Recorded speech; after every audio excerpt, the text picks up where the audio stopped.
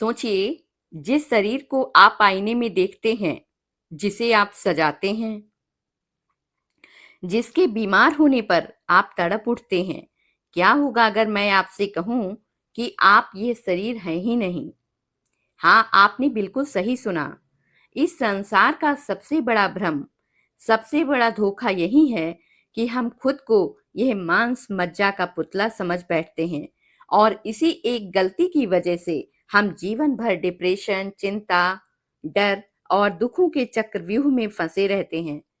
लेकिन इस ब्रह्मांड का एक ऐसा गुप्त विज्ञान भी है जिसे जानने के बाद साक्षात मृत्यु भी आपका कुछ नहीं बिगाड़ सकती। कुरुक्षेत्र के मैदान में जब अर्जुन पूरी तरह से टूट चुके थे, तब भगवान श्री कृष्ण जी ने गीता के इस 13वें अध्याय में एक ऐसा गोपनीय रहस्य खोला जिसने अर्जुन के भीतर के सारे सन्नाटे को चीर कर रख दिया। आज की इस महा वीडियो में हम उसी रहस्यमय ज्ञान की गहराइयों में उतरने वाले हैं जिसे क्षेत्र, क्षेत्रज्ञ, विभाग योग कहते हैं। आज आप जानेंगे कि आपके भीतर छिपा वो असली जादूगर कौन है जो इस शरीर को चला रहा है। आज की इस वीडियो में आपके सोचने, आपके जीने और खुद को देखने का नजरिया हमेशा हमेशा के लिए बदल जाएगा। अगर आप मानसिक तनाव से थक चुके हैं और जीवन का परम सत्य जानना चाहते हैं, तो इस वीडियो की एक एक सेकंड को अपने भीतर उतरने दीजिएगा। चलिए इस दिव्य यात्रा की शुरुआत करते हैं। जय श्री हरि भक्तों, राधे राधे। आप सभी का स्वागत है शुभी राधा कृष्ण भक्ति चैनल में। आपके प्यार और सपोर्ट की वजह से हमारी गीता सीरीज आज इस पावन पड़ाव पर पहुंची है। पिछले अध्यायों में हमने भक्ति और कर्म को समझा, लेकिन आज का यह 13वां अध्याय ज्ञान योग का शिखर है। इस अध्याय का नाम है क्षेत्र, क्षेत्रज्ञ, विभाग योग। सरल शब्दों में कहें तो क्षेत्र का मतलब है वो जमीन या वो शरीर जिसमें हम रहते हैं, और क्षेत्रज्ञ का मतलब है उस जमीन का मालिक, यानी हमारी आत्मा और स्वयं परमात्मा। आज के इस वीडियो में हम ना सिर्फ इस अध्याय के एक एक श्लोक के गहरे मर्म को समझेंगे, बल्कि सनातन गोस्वामी के जीवन की एक ऐसी मर्मस्पर्शी कथा भी सुनेंगे जो इस ज्ञान को सीधे आपके दिल में उतार देगी। साथ ही वीडियो के अंत में मैं आपको इस अध्याय के पाठ से मिलने वाली चमत्कारी लाभ और इसके महत्व के बारे में भी बताऊंगा। तो बिना किसी देरी के अपने मन को शांत कर लीजिए। कमेंट में पूरे भक्ति भाव से जय श्री कृष्ण जरूर लिखिए और चलिए कुरुक्षेत्र के उस पावन मैदान में जहां साक्षात नारायण जी अर्जुन के सारथी बने खड़े हैं। अध्याय की शुरुआत में अर्जुन भगवान श्री कृष्ण जी से 6 प्रश्न पूछते हैं। प्रकृति क्या है? पुरुष क्या है? क्षेत्र क्या है? क्षेत्रज्ञ क्या है? ज्ञान क्या है? और ज्ञेय क्या है? जानने योग्य क्या है? भगवान श्री कृष्ण जी मुस्कुराते हैं और अर्जुन के इन गूढ़ प्रश्नों का उत्तर देना शुरू करते हैं। भगवान कहते हैं, इदम शरीरम कौन्तेय क्षेत्र मित्य भिधीयते। हे कुंती पुत्र अर्जुन, यह शरीर एक क्षेत्र यानी एक खेत की तरह है। जैसे एक किसान अपने खेत में जो बीज बोता है वैसी ही फसल काटता है, ठीक उसी तरह हमारा यह मनुष्य शरीर भी एक कर्म क्षेत्र है। हम इसमें जैसे विचार, जैसे कर्म और जैसी इच्छाओं के बीज बोएंगे, हमें सुख दुख की वैसी ही फसल काटनी पड़ेगी। और जो इस शरीर को जानने वाला है, जो इसके भीतर बैठकर सब कुछ देख रहा है, उसे क्षेत्रज्ञ यानी आत्मा कहा जाता है। श्री कृष्ण जी आगे एक बहुत बड़ी बात कहते हैं कि हे अर्जुन, तुम केवल अपने इस शरीर के मालिक हो, लेकिन मैं इस ब्रह्मांड के हर एक शरीर का क्षेत्रज्ञ हूं। मैं सब में वास करता हूं। भगवान श्री कृष्ण जी इस वीडियो में विज्ञान से भी आगे की बात बताते हैं। वे कहते हैं कि ये क्षेत्र यानी हमारा शरीर और हमारी बुद्धि कुल 24 तत्वों से मिलकर बनी है। 5 महाभूत तत्व क्या हैं? पृथ्वी, जल, अग्नि, वायु और आकाश। दूसरा है अहंकार, तीसरा है बुद्धि, चौथा है अव्यक्त मूल प्रकृति, पांचवा है 10 इंद्रियां, 5 ज्ञानेंद्रियां और 5 कर्मेंद्रियां, छठा है एक मन, सातवां है 5 इंद्रियों के विषय यानी रूप, रस, गंध, शब्द और स्पर्श। इसके अलावा इच्छा, द्वेष, सुख, दुख, चेतना और धैर्य, इन सब के मेल को यह शरीर कहा जाता है। श्री कृष्ण अर्जुन को समझा रहे हैं कि हे अर्जुन, जो दुख तुम महसूस कर रहे हो, जो मोह तुम्हें सता रहा है, वो तुम्हारी आत्मा को नहीं बल्कि इस 24 तत्वों के बने शरीर और मन को सता रहा है। तुम तो इससे परे हो ना।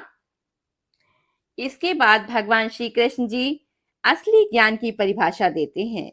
वे किसी किताबी पढ़ाई को ज्ञान नहीं कहते, बल्कि 20 ऐसे मानवीय गुणों को ज्ञान बताते हैं जिन्हें यदि हम अपने जीवन में उतार लें तो हमारा जीवन स्वर्ग बन जाएगा।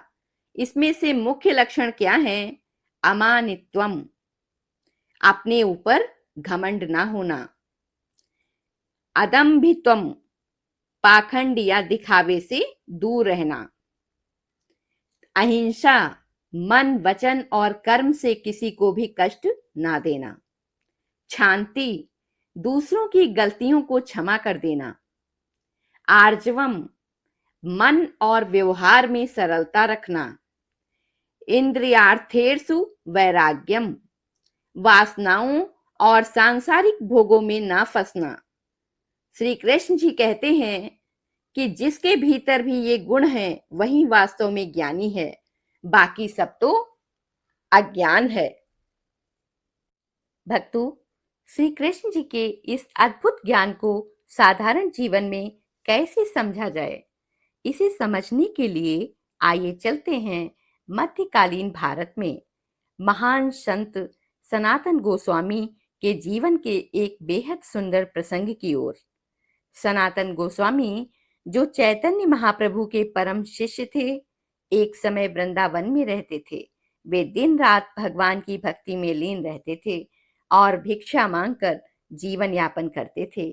एक बार उनके पूरे शरीर पर भयंकर कुष्ठ रोग हो गया। उनके शरीर से मवाद और खून बहने लगा। सनातन गोस्वामी जी को अपने इस क्षेत्र यानी इस शरीर से बहुत ग्लानि होने लगी।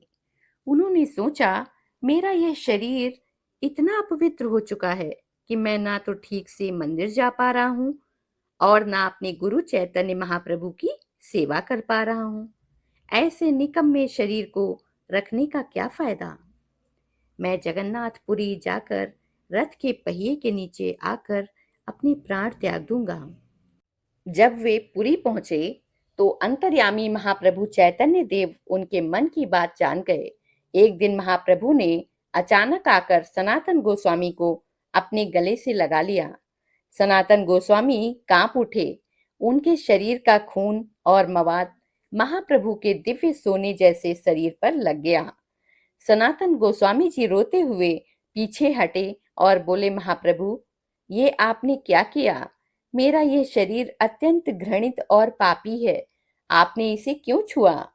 मैं तो इस शरीर को नष्ट करने आया हूं। तब महाप्रभु चैतन्य देव ने मुस्कुराते हुए वही ज्ञान दिया जो श्री कृष्ण जी ने गीता के 13वें अध्याय में दिया था। महाप्रभु ने कहा, सनातन, तुम खुद को यह शरीर क्यों मान रहे हो? ये शरीर तुम्हारा नहीं है, ये तो प्रकृति का है और इस पर अधिकार मेरा है। तुम तो एक शुद्ध आत्मा हो जो मेरी भक्ति में लीन है। क्या कोई अपनी आत्मा को भी अपवित्र कह सकता है? जैसे ही महाप्रभु ने ये कहा, सनातन गोस्वामी जी की आंखें खुल गईं। उन्हें समझ आ गया कि रोग इस हाड़ मांस के शरीर क्षेत्र को हुआ है। उनकी दिव्य आत्मा यानी कि क्षेत्रज्ञ तो हमेशा की तरह शुद्ध और नारायण के चरणों में लीन है। देखते ही देखते महाप्रभु की कृपा से उनका वह रोगग्रस्त शरीर पूरी तरह से कंचन जैसा चमकने लगा। तो भक्तों, ये थी संत सनातन गोस्वामी जी की अद्भुत कथा। लेकिन शरीर और आत्मा के इसी गहरे अंतर यानी क्षेत्र और क्षेत्रज्ञ के विज्ञान को समझाने वाली एक और बहुत ही प्रसिद्ध पौराणिक कथा हमारे इतिहास में दर्ज है, जो राजा जनक के दरबार की है। आइए उस परम पावन प्रसंग को भी श्रवण करते हैं। ये कथा है राजा जनक और अष्टवक्र की सभा। भक्तों, शरीर और आत्मा के इसी गहरे अंतर को समझाने वाली एक और बड़ी ही आंखें खोलने वाली पौराणिक कथा राजा जनक के दरबार की है। एक बार मिथिला के राजा जनक ने अपने राज दरबार में ब्रह्म ज्ञान पर चर्चा करने के लिए पूरे भारतवर्ष के बड़े बड़े पंडितों और विद्वानों की एक महासभा बुलाई। उसी सभा में महान त्रिकालदर्शी ज्ञानी अष्टवक्र जी का आगमन हुआ। अष्टवक्र जी का शरीर जन्म से ही 8 जगहों से टेढ़ा मेढ़ा था। वे सीधे खड़े नहीं हो सकते थे और जब चलते थे तो उनके पैर और रीढ़ की हड्डी अजीब तरीके से मुड़ जाती थी। जैसे ही अष्टवक्र जी ने राजसभा के मुख्य द्वार से भीतर प्रवेश किया, वहां ऊंचे आसनों पर बैठे बड़े बड़े पंडित, आचार्य और विद्वान उनकी शारीरिक बनावट और लंगड़ापन चलने के अंदाज को देखकर जोर जोर से हंसने लगे। उन्हें हंसता हुआ देखकर राजा जनक भी अपनी हंसी पर काबू नहीं रख पाए और मुस्कुरा दिए। पूरे दरबार में उपहास का माहौल बन गया। अष्टवक्र जी वहीं बीच सभा में रुक गए। उन्होंने शांत नजरों से सबको देखा और फिर अचानक वे उन सब पंडितों से भी 10 गुना ज्यादा जोर जोर से हंसे और अट्टहास करने लगे। उनकी हंसी इतनी तेज थी कि पूरा दरबार सन्न रह गया। राजा जनक हैरान हो गए। उन्होंने सिंहासन से उठकर हाथ जोड़े और पूछा, हे मुनिवर, ये पंडित तो आपकी शारीरिक विकृति को देखकर नासमझी में हंस रहे हैं, लेकिन आपके इस महा अट्टहास का क्या कारण है? आप क्यों हंस रहे हैं? तब अष्टवक्र जी ने पूरे दरबार को अपनी गंभीर आवाज से कँपाते हुए कहा, राजन, मैं इसलिए हंस रहा हूं क्योंकि मुझे किसी ने कहा था कि मिथिला के राजा जनक परम ज्ञानी हैं और उनकी सभा में ब्रह्मज्ञानी बैठते हैं। लेकिन यहाँ आने पर मुझे पता चला कि यह ज्ञानियों की सभा नहीं है, बल्कि सिर्फ चमारों की सभा है, जो केवल चमड़ी देखना जानते हैं। दरबार में ऐसा सन्नाटा छा गया कि मानो सबकी सांसें रुक गई हों। अष्टवक्र जी ने आगे साक्षात गीता के 13वें अध्याय का मर्म समझाते हुए कहा, हे राजन, मुझे ये बताओ कि नदी चाहे कितनी भी टेढ़ी मेढ़ी बहती हो, क्या उसके भीतर बहने वाला जल भी टेढ़ा होता है? गन्ने का बाहरी छिलका चाहे कितना भी सूखा और टेढ़ा हो, क्या उसके भीतर का रस भी टेढ़ा होता है?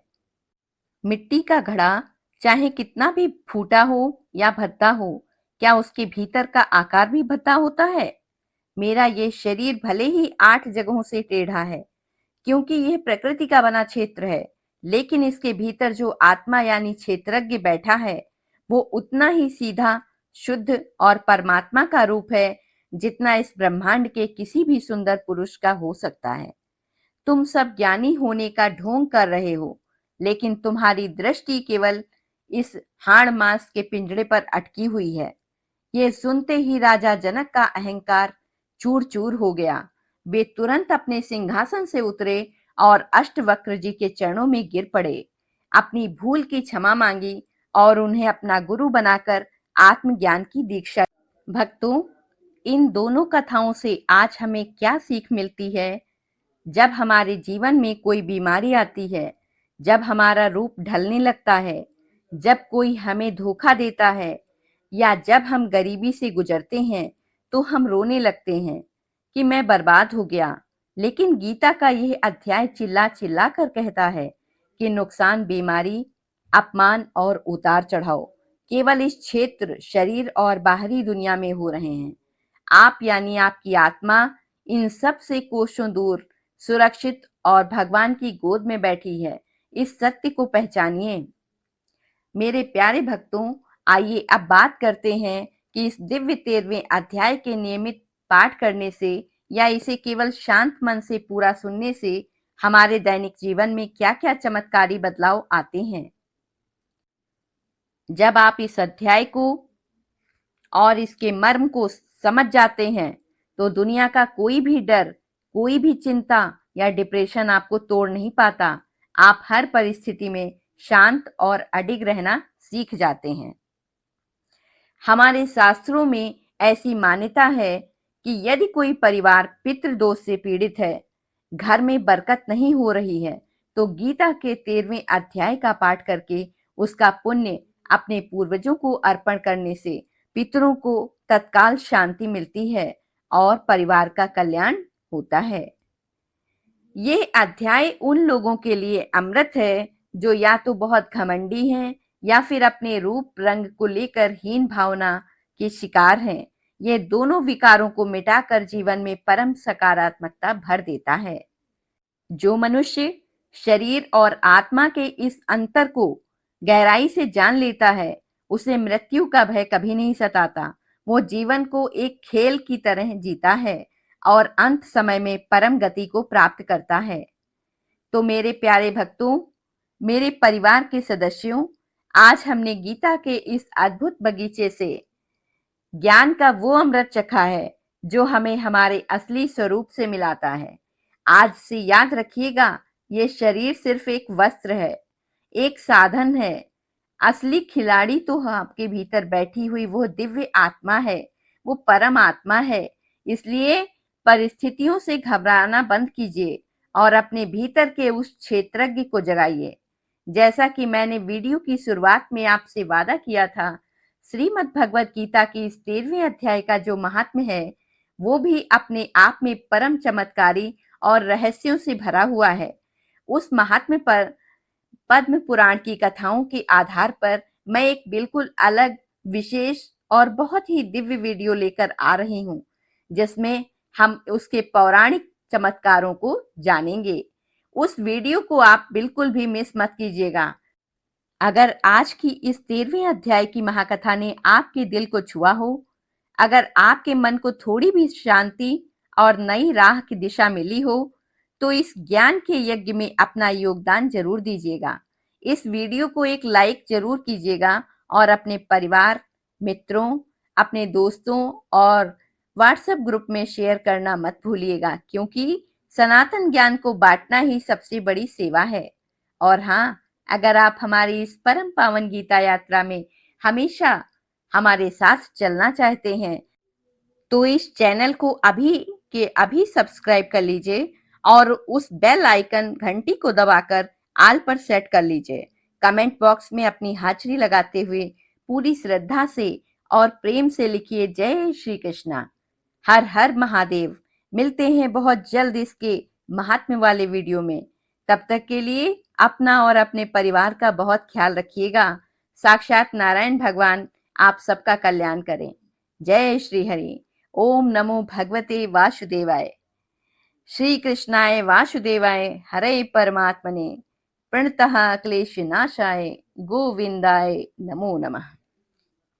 जय श्री हरि। ओम नमो भगवते वासुदेवाय।